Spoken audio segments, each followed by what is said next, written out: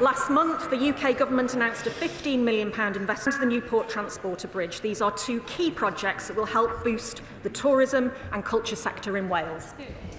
I thank her for her answer. The tourism and hospitality sector in the UK is one of the most heavily taxed in Europe. Will she press the Chancellor to reduce the tax burden in this area to help drive local economies that rely on tourism in Wales and in constituencies like mine on the Isle of Wight? I would gently remind the gentleman opposite that his party in government put the highest tax burden in 70 years on the people and businesses of this country, leaving a £22 billion black hole that we have had to try and sort out. Thank you, Mr. Speaker. More than 40 countries and holiday destinations around the world have introduced a form of visitor levy, including Greece, Amsterdam, Barcelona and California. So can the Secretary of State outline the work she is doing with the Welsh Government to support our vital tourism industry? The honourable member has one of the most beautiful constituencies in Wales, and I know tourism is very critical for his local economy. Indeed, probably tourism remains the only way to see a Conservative MP in Wales after the general election. The visitor levy is set to raise up to £33 million for tourism sector across Wales. Last week, Conservatives in the Senedd voted to block £15.6 million in support for Welsh tourism. So, Secretary of State Liz Davis. Sadly, there will be no more Easter family fun at Oakwood. They've made it clear that their final demise after COVID was Labour's looming tourism tax, job tax and sky-high business rates from the Senedd, meaning it's all over. Mr. Speaker, how many more tourist and hospitality businesses need to tell the UK Government that their closed signs will be going up and staying up due to decisions made by the Treasury? Will this Secretary of State stand up for businesses and jobs in Wales who know they are being taken for the worst ride possible, frankly even more vomit-inducing than megaphobia, by this government of broken promises? Last week, her colleagues in the Senedd voted against extra money for tourism. They did. Now, maybe she should have a conversation with Darren Miller in the Senedd, her colleague, but I don't think they're having that sort of conversation at the moment because they're still arguing about who's leading the Tories in Wales. Douglas McAllister. Question number 6, please, Mr. Speaker. Secretary of State. Thank you, Mr. Speaker. I regularly meet with the First Minister to discuss a wide range of matters, including NHS waiting lists. The latest data shows positive progress in reducing long waiting times and the size of the waiting list, thanks to investment by both the UK and Welsh governments. Douglas McAllister. Thank you, Mr. Speaker. I'm appalled to hear that Plaid Cymru voted against £600 million extra investment to bring down NHS waiting lists in Wales. But I'm afraid to say this is a familiar story for us Scottish members. Does the Secretary of State agree with me that nationalist parties will always prioritise niche constitutional distractions over delivering priorities for working families, what they need and what they deserve?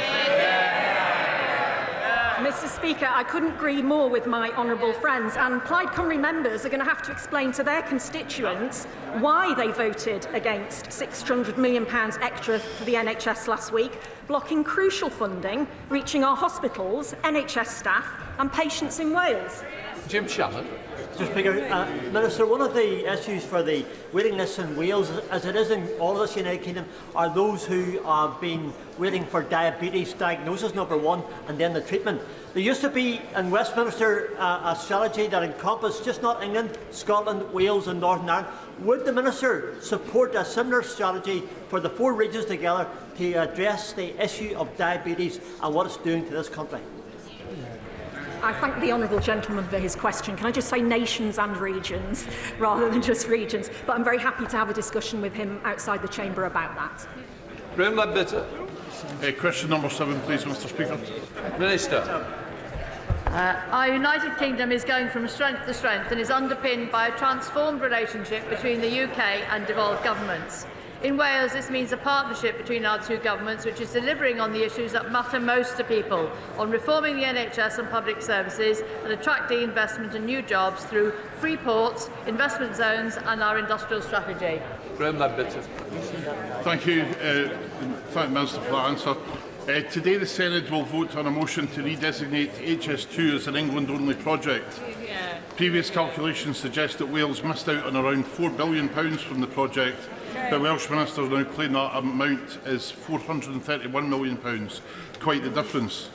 With the Welsh Government abandoning its ambitions and the UK Government refusing to budge on full consequential funding, is the Labour Party now waving the white flag on Wales missing billions? Well, the government absolutely acknowledges that the previous Conservative government shortchanged Wales for years on rail investment, including because of HS2. And one of our top priorities is to reverse those years of historic underfunding in Wales. This is infrastructure. So the Secretary of State met the Transport Secretary and Welsh Government Transport Minister Ken States immediately before Christmas, where they agreed on a direction of travel which we hope will deliver new investment for rail in Wales. The UK and Welsh governments have agreed a prioritisation of rail improvement projects developed by the Wales Rail Board. This will inform our respective departments' work in the run-up to the spring spending review. John. Thank you, Mr Speaker. Investment into Wales by the UK Government demonstrates the strength of the Union, and I was therefore delighted to see the UK Labour Government announce its plan for neighbourhoods that will see £100 million invested in Welsh communities, with £20 million of that going into my constituency of Wrexham, straight into vital local resources like high streets and youth clubs. Will the Secretary of State agree with me that this Labour Government is committed to bringing growth to areas of Wales that were previously ignored by the party opposite? Well, indeed, with UK Government and Welsh Government working together, we've secured more than £1.5 billion investment and hundreds of jobs in Wales. And, of course, we've established those investment in zones in Cardiff, Newport, Wrexham and Flintshire to provide a rocket boost to sector strengths like advanced manufacturing. Sir Ashley Fox. Question number 9. Minister. UK Government has delivered the biggest budget settlement in the history of devolution, with £21 billion of new money for the Welsh Government. The Welsh Government is investing almost £200 million this year to support school standards across Wales, plus a further almost £170 million next year. But his Welsh Conservative colleagues tried to block this funding by voting against the Welsh Government budget last week. Go for it. Sir Ashley Fox.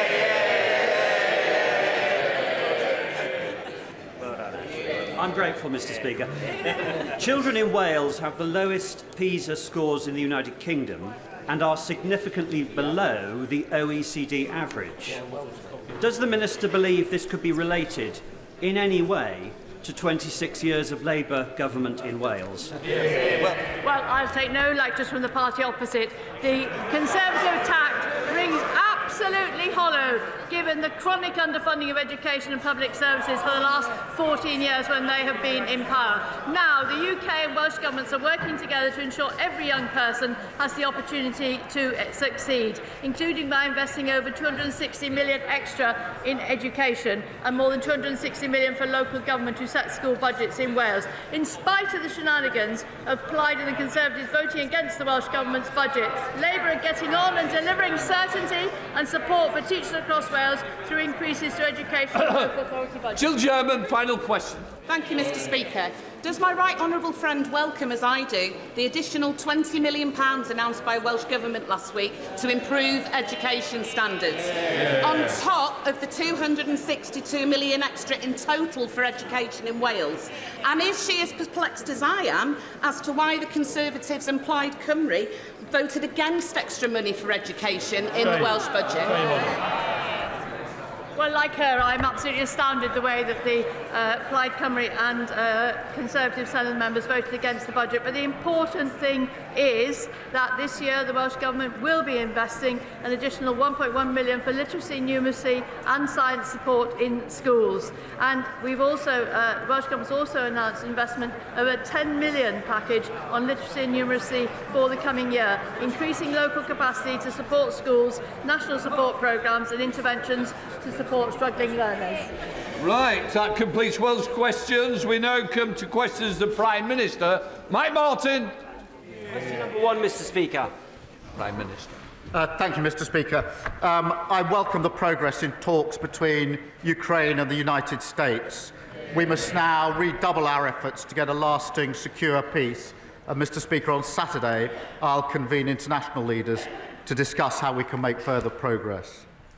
Can I also pay tribute to the bravery and dedication of all those responding to the ship collision off the East Yorkshire coast? Our thoughts, and I'm sure of the whole House, are with the family of the crew member who is sadly presumed dead. Mr. Speaker, this week we introduced landmark legislation to get Britain building, paving the way to restoring the dream of home ownership for working people across the country. We're also driving forward our Employment Rights Bill, the biggest boost to workers' rights in a generation. That's our plan for change in action. This morning I had meetings with ministerial colleagues and others. In addition to my duties in this House, I shall have further such meetings later today. Mike Martin. Thank you, Mr. Speaker. Russia has abducted at least 19,000 Ukrainian children and transferred them to Russia. They have been told that their parents don't love them, they've been placed in Russian homes, and they have been re-educated. For this despicable crime and others, the International Criminal Court has issued 6 arrest warrants for Vladimir Putin and his gang. I note the Prime Minister's previous fulsome support for the ICC, and I also note his comments just last night about the support that the UK will offer to Ukraine in achieving a just and lasting peace. Will the Prime Minister confirm to the House that British peacekeeping troops will only be deployed to Ukraine if the peacekeeping deal includes both the return of Ukraine's children and Putin's prosecution? Yeah. Well, Mr. Speaker, firstly, I thank you for raising this issue because it is an absolutely terrible case of abduction and kidnapping. And when we say a lasting, just settlement or peace in Ukraine, it must, of course, involve dealing with this issue, and we are, as he would expect, raising it continually with our allies. John Davis. Thank you, Mr. Speaker. Telford and Britain voted for change in July. Yet this week we saw the bizarre spectacle of the Conservatives attempting to bring back the Rwanda policy, clinging onto a gimmick that cost the British taxpayers £700 million, yet only sent 4 volunteers to Rwanda. As Labour works to secure our borders through our plan for change, does the Prime Minister agree with me? It's quite clear the party opposite have done absolutely nothing. Well, he's quite right. They ran an open borders experiment that saw numbers go up to almost 1 million. And the leader of the opposition was the cheerleader, thanking herself for the lobbying that she did. The Rwanda scheme, yes, Mr. Speaker, £700 million of taxpayers' money to remove 4 volunteers. What a contrast. We've got the flights off. 19,000 people removed who shouldn't be here. As with the NHS, with prisons, the economy, everything else, we're clearing up the mess that they lost. Leader of the opposition, Kemi Badenoch. Later today, the Prime Minister is meeting the family of Sir David Amess. Sir David gave this House and our country 40 years of service. I hope the Prime Minister will agree that getting the response to his murder right is vital, not just to his family, but to our democracy. Mr. Speaker, every week I speak to businesses who are letting go of staff or closing. Has the Prime Minister been given an estimate of how many people will lose their jobs because of his budget? Prime Minister. Mr. Speaker, just on the question of Sir David, he was a deeply loved and respected colleague, and behind me is the plaque, as is the plaque to Joe Cox in front of me. And I know this was deeply felt by the House, but particularly, as I acknowledged at the time, by the party opposite, who lost a colleague and a friend in the most awful of circumstances. Mr. Speaker, I am meeting the Amess family later on today, and we'll make sure that they get answers to the questions that they ask. Mr. Speaker, in relation to businesses, I'm really pleased to say we've got thousands of new jobs into the economy. We've got more investment in the last 20 years, an absolute record. Wages are up higher than prices. 3 interest rate cuts, the best boost for the cost of living for a very long time. Mr. Speaker, the Prime Minister needs to get out more. Inflation is up, and estimates of job losses are between 130,000 and 300,000. Okay. His tax rises are hurting every sector of the economy. Things are getting worse for nurseries. Nurseries are writing to stressed parents right now, telling them that fees will go up because of his jobs tax. Can he explain how more expensive childcare is good for the economy or for working families struggling to make ends meet? Well, Mr. Speaker, we're putting in childcare. Look at the breakfast clubs, 2 in her constituency. But she's rather forgetting the £22 billion black hole that they left, that we had to deal with. That's why we had to take the necessary but right measures we did in the budget. And what's her response? Not that she'd reverse them. Oh, no, she doesn't say that. She attacks what we've done, but she doesn't say she would reverse it because she wants all the benefits of our budget in returns of investment, but she doesn't want to pay for it. That's how we got into the mess in the first place. Mr. Speaker, the Prime Minister is out of touch because he should know that nurseries are charging over £2,000 for full-time care. That's £24,000 a year after tax, and he's talking about 60p breakfast clubs. He has no idea what people out there are experiencing, and it is not just the families. Even councils must pay his jobs tax. To cope with it, the average council tax bill is increasing by over £100 in April, after he promised to freeze it.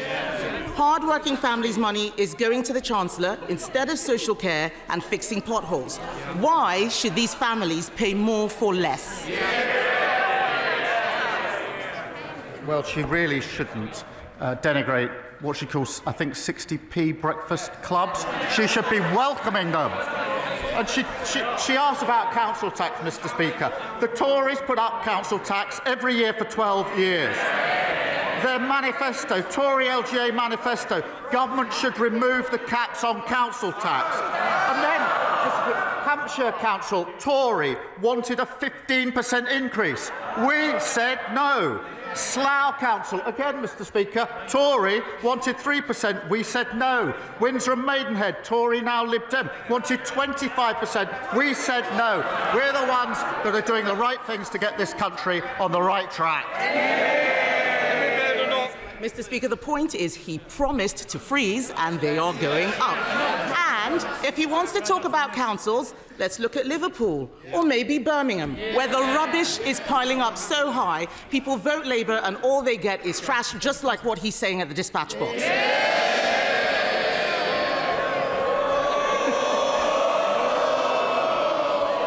People all over the country are suffering, not just in Birmingham. Millions of elderly people have had their winter fuel payments snatched away. At the same time, care home fees are set to go up by a devastating £3,000 because of his jobs tax. How does he expect pensioners on a fixed income to make ends meet? Mr. Speaker, this is why it's so important that wages are up higher than prices. That's why it's so important that the interest rates are coming down. This is the biggest boost for the cost of living for a very, very long time. What we're doing is picking up and fixing the mess that they left. Kemi Badenoch. Mr. Speaker, the Prime Minister is not looking at what is happening out there. Every day I speak to businesses who are telling us that they think that they are going bust. And as if businesses and families didn't have enough to worry about, supermarkets say food prices will increase by over 4% because of the jobs tax. And that's before we get to the immoral family farms tax on the very farmers who work so hard to produce our food. What does the Prime Minister have against farmers anyway? Does he not see that his budget is killing farming in this country and he is making life so much harder for everyone else? Mr. Speaker, the budget provided £5 billion for farming over the next 2 years. That is a record amount. We've set out the roadmap for farming, which has been welcomed by farmers. And many thousands of farms have benefited from the farming schemes. But she talks about prices. Wages are going up higher than prices. That's the first in a long time that's happened. So for families across the country, they're better off under Labour. Kemi Badenoch. He's got no answers today. What the farmers are complaining about is the sustainable farming incentive, which he has just scrapped or withdrawn. They are making mistakes with this budget. And that's why in 2 weeks, the Chancellor will come to this House to present an emergency budget the Prime Minister said we would not need. They will try and make out it's because of global events, but the truth is they trash the economy with their bad choices.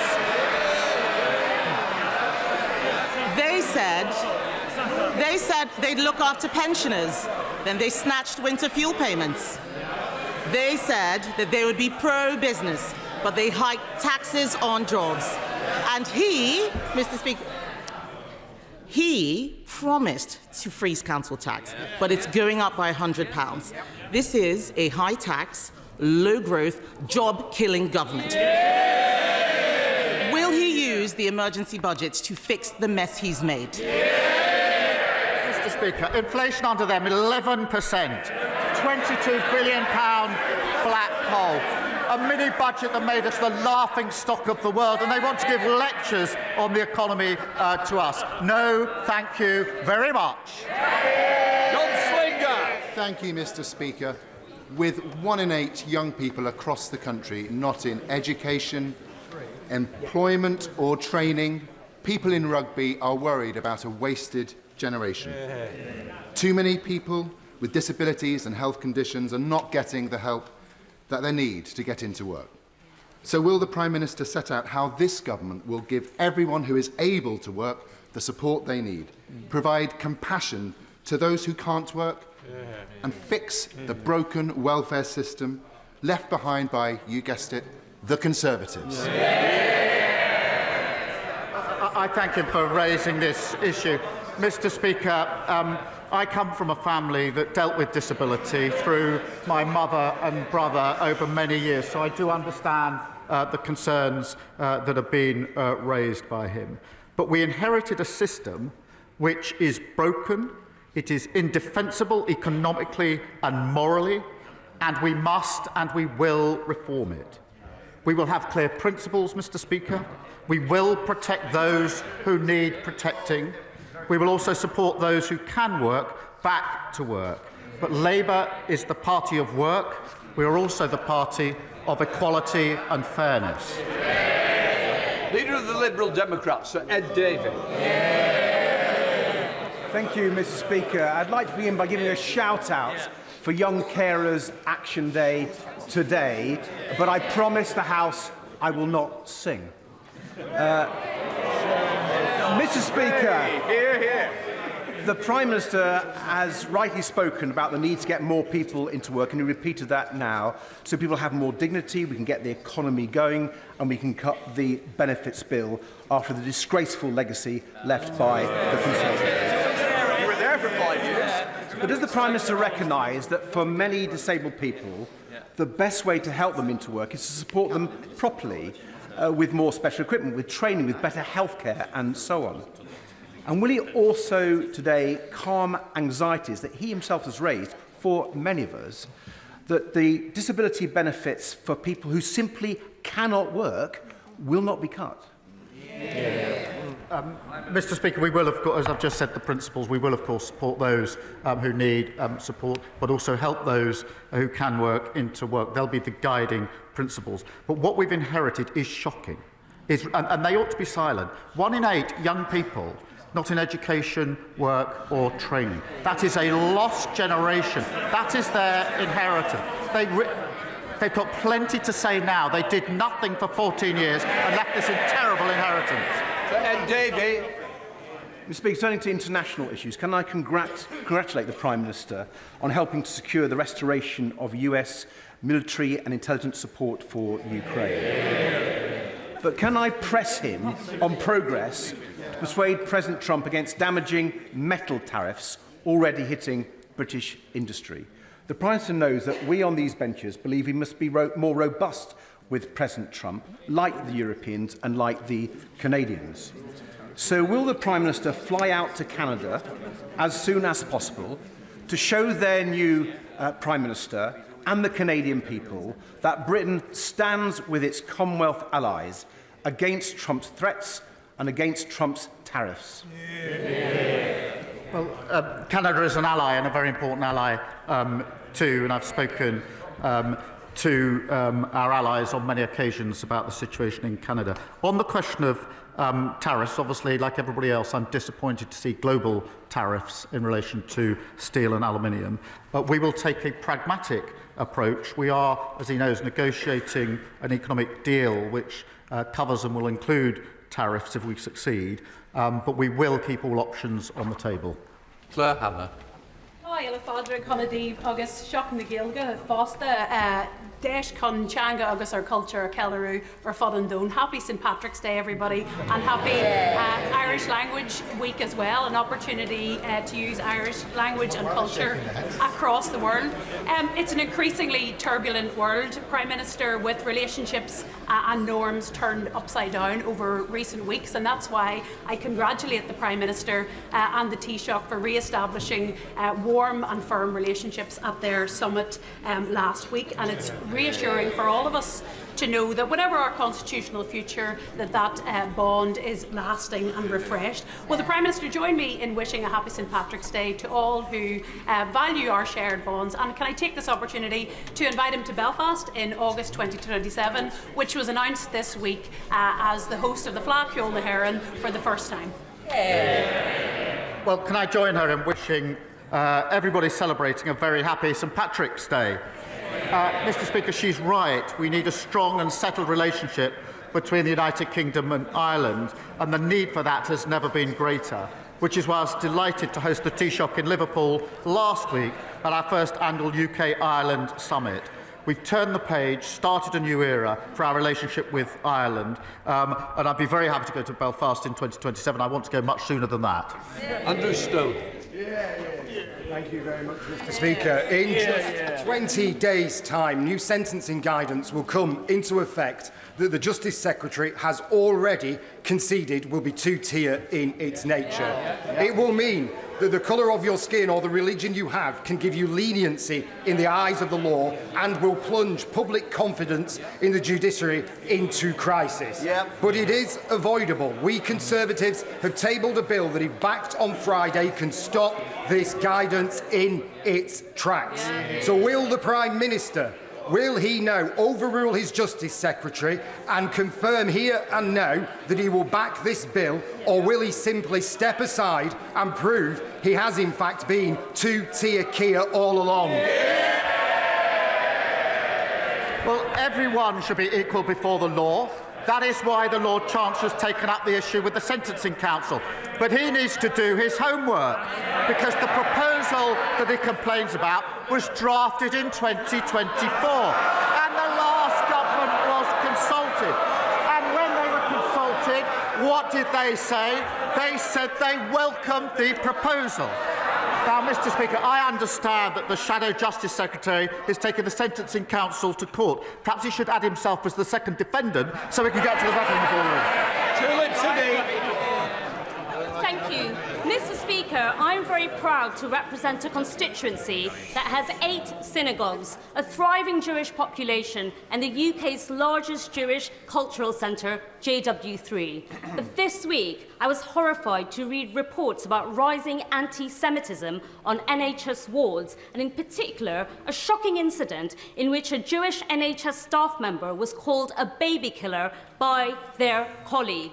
The NHS that I know and love is open to everyone, regardless of their background. So could I ask the Prime Minister, what is he doing to ensure that my Jewish constituents can safely use our beloved National Health Service?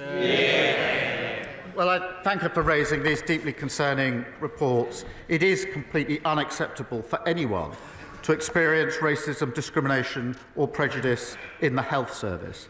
I know my right honourable friend, the Health Secretary, takes such reports extremely seriously.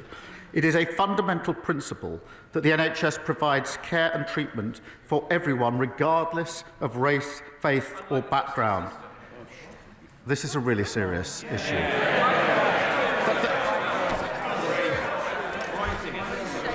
You've let yourself down, you know it. I expect all trusts and healthcare providers to take necessary action against any staff who've expressed views that do not reflect the views and values of the NHS. Dave Dugan, a closed question. Question 9, Mr Speaker. Mr Speaker, he asked about UK-US relations. As he knows, and the House knows, I'm committed to strengthening those relations. The US is an indispensable ally. We are working together to try to secure a just and lasting peace in Ukraine. And I've spoken to the President on a number of occasions, including this week. Dave Dugan.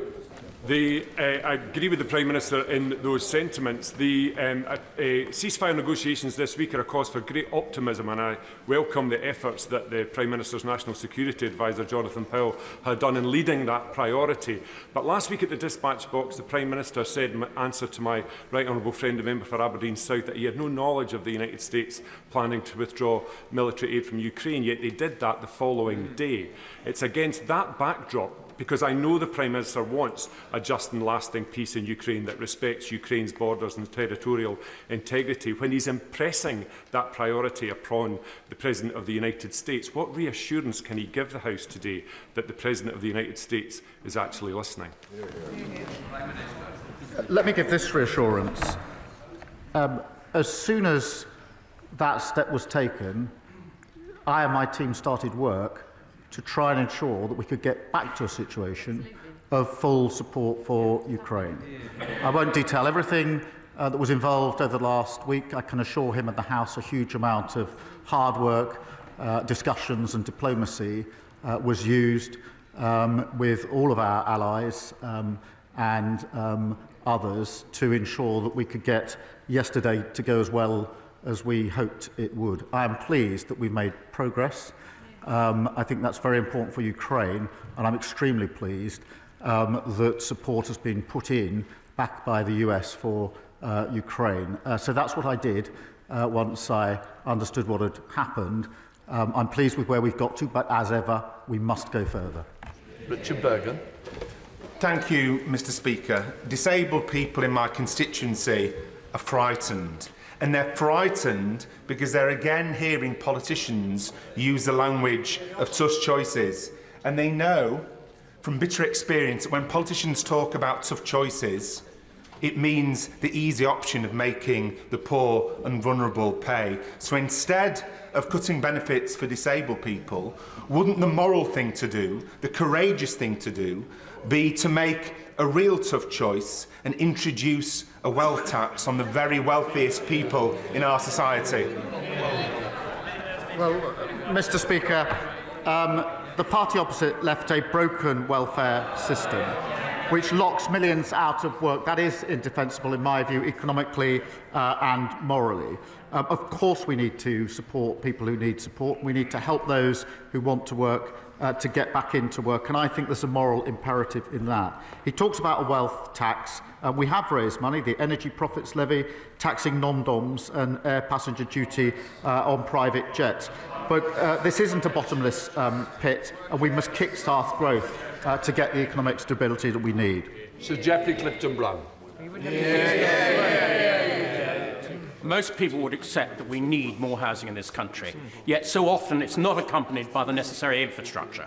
In my own constituency, thousands of houses are proposed, yet without the £250 million to upgrade Junction 12 of the M5, the inspector is likely to rule our plan unsound. So will the Prime Minister use his upcoming planning and infrastructure bill to see how developer and landowner contributions can more effectively build this vitally needed infrastructure which would benefit communities up and down the country? Well, he's right. We have to get the houses built that we need in his constituency and elsewhere, something that the party opposite failed to do. That's why we've introduced the infrastructure bill, which I think he welcomes, and that bill will get Britain building so we can deliver on those 1.5 million new homes through our plan for change. In relation to the particular issue he raises, I know that he and my honourable friend, the member for Stroud, have been working together to try to resolve this issue as I understand it, and I'm happy to ensure he gets a meeting with the relevant minister if that would help in taking it further. Sure, Joseph. Thank you, Mr. Speaker. Can I commend this Labour government's landmark reforms to get Britain building through our plan for change? Yes. I look forward to working with ministers to ensure developers deliver on what they promise to local residents, so that new homes also have access to roads, GP surgeries and dentists, and don't create an extra burden on hospitals like the William Harvey Hospital in my Ashford constituency. What is the Prime Minister's message to the blockers standing in the way of the homes and vital infrastructure our country needs? Well, he's a dedicated campaigner for his constituents. Well, we know who's been standing in the way for the past 14 years. It's the party opposite, and they've learned absolutely nothing. The Leader of the Opposition claims that she's never opposed growth or development. That's not what she's telling her constituents, Mr. Speaker. Only last month she wrote in her newsletter that she'll keep working with Conservative colleagues to block a vital energy infrastructure project in her own backyard. She's not alone. The Shadow Foreign Secretary, Shadow Defence Secretary, Shadow DEFRA, they're all at it. What a bunch of blockers. Sir Ashley Fox. Mr. Speaker, the Employment Rights Bill will grant union equality representatives the right to paid time off work. And it does. Will the Prime Minister grant special constables the right to take unpaid leave to perform their duties? I'm grateful to him for raising the question of special constables who play a very important role in our communities and keeping us safe. The numbers of special constables dropped under the last government. We support the existing employer-supported policing scheme and will support our special constables, but they dropped under the last government. Andy MacDonald. Thank you, Mr. Speaker. Long time. I recently visited Middlesbrough's James Cook University Hospital and learned of the brilliant work in the neurosciences department for the survivors of stroke, brain and spinal injuries and many others. But it only has 18 rehabilitation beds to serve a population of some 1.4 million people, whereas the guidelines say it needs 80 beds, meaning that patients in the Tees Valley do not get the rehabilitation they need. So will the government remedy the position by ensuring that resources are allocated to meet the ambition to develop a world-class new rehabilitation centre to serve the Tees Valley and beyond? Well, I thank him for his question. It is important to hear about the important work that James Cook Hospital is doing in his constituency. We are investing £350,000 in research on interventions which support people with functional neurological disorders to rehabilitate them within the community. And of course our plan for change invested £25 billion to cut waiting lists, speed up treatment and shift more care into the community. In relation to the hospital, I'll make sure he gets a meeting with the Minister to see what further can be done. Sir John Whittington. Will the Prime Minister look at the case of my constituents, Mr and Mrs Adrian Fenton, who returned home from visiting France in their motorhome to discover an illegal immigrant concealed in the bike rack? They reported it immediately to the police, only to receive a fine from the Border Force of £1,500. Will he agree that my constituents ought to be thanked rather than punished? And does he accept that this action will send a message to deter anybody from acting responsibly in the future? Can I thank him for raising this important case on behalf of his constituents? I've seen some of the details and I am concerned about it, and I do think it's important, as he says, that the Home Office look into it, and therefore we will do so, and I'll make sure that he is updated in relation to that in due course. Richard Dowd. Thank you, Mr. Speaker. Veterans in Sefton, one of the many remarkable charities in my constituency, indicate that Statistics can only partly measure the price paid by servicemen and women. Incidents of broken marriages, suicides, alcoholism, deep depression and homelessness among veterans remain largely unquantified. Given that, will my right honourable friend restate Labour's commitment to providing our veterans the holistic support they need and deserve?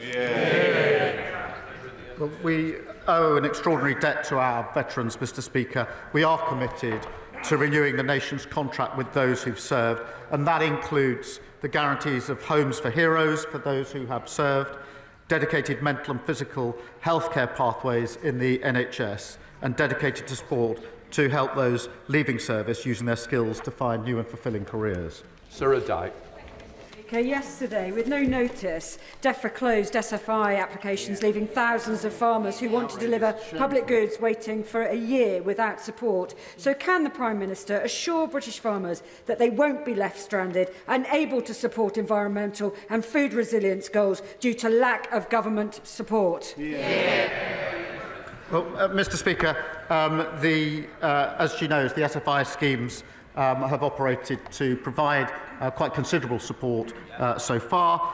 There have been a number of schemes. They've closed in the past, and then a new scheme has been put in place. They were closed in 2022 and 2023 by the party opposite without the 6 weeks' notice.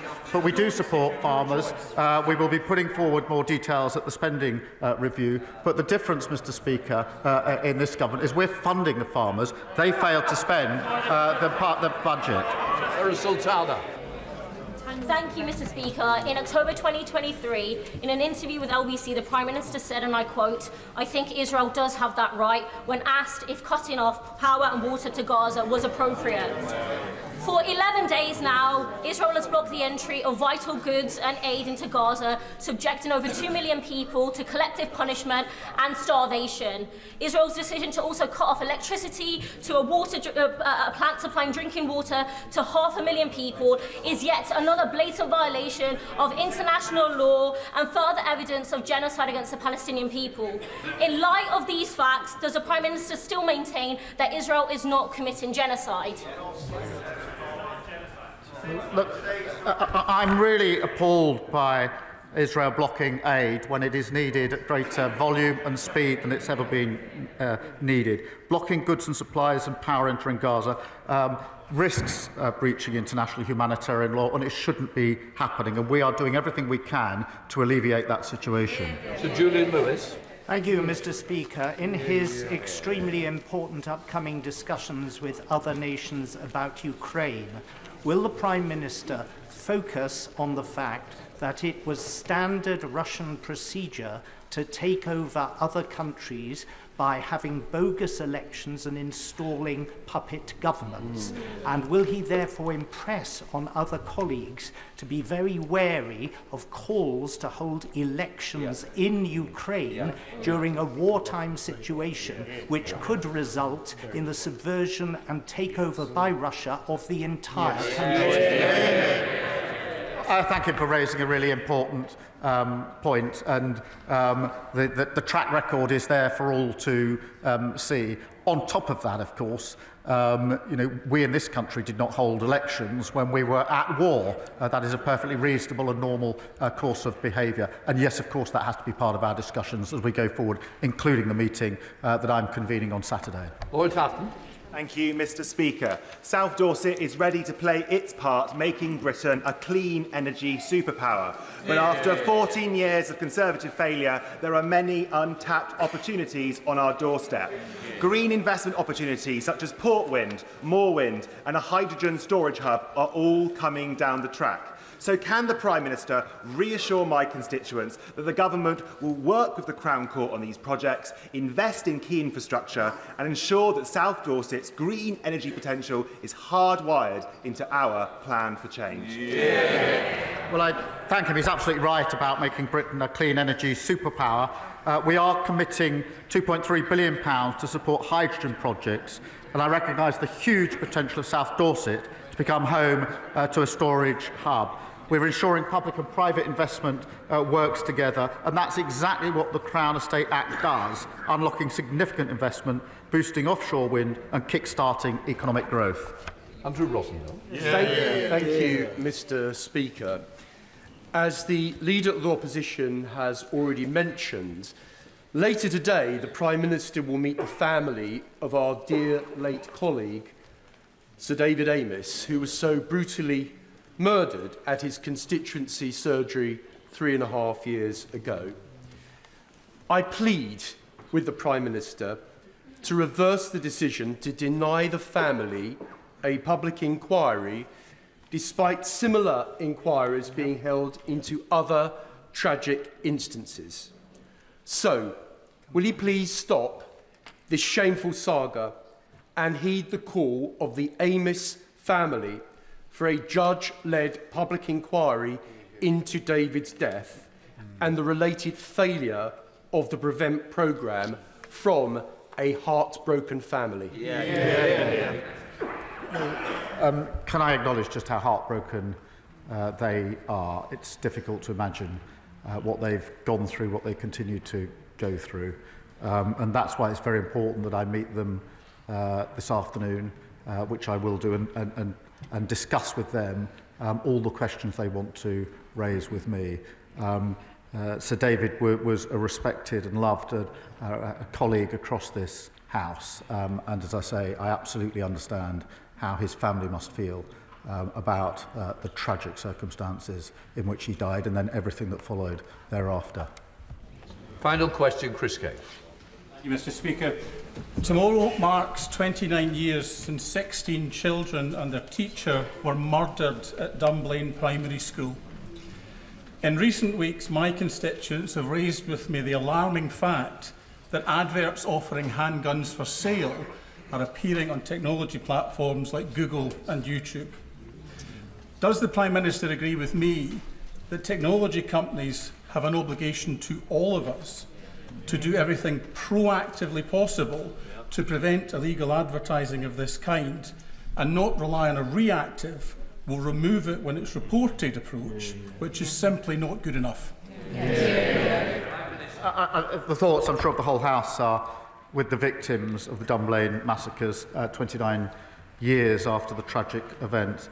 The Online Safety Act will require online services to proactively remove such content from their platforms and prevent it appearing there in the first place. These duties fully take effect from Monday, and then we'll make sure that all companies meet their obligations. That completes Prime Minister's questions.